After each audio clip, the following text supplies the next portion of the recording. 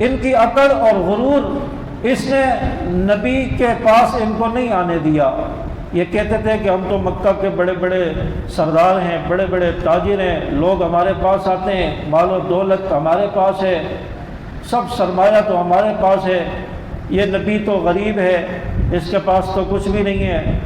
تو یہ ان کا جو عقل اور ان کا غرور تھا، یہ نبی کی تابع داری سے ان کو روکے رکھا اس نے، اور نبی کی فرما برداری سے رکے رہے۔ نبی کی اطاعت میں ان کی گردن نہیں جھکی، ان کی گردن اکڑی رہی تکبر اور غرور کی وجہ سے، جس کی وجہ سے پھر ان کے لیے بربادی اور تباہی آئی۔ اللہ تعالیٰ نے ان کو پھر اسی نبی اور نبی کی جماعت کے ہاتھوں سے ان کو شکست دلوائی، جن کی گردنیں اکڑی ہوئی تھی غرور اور تکبر کی وجہ سے۔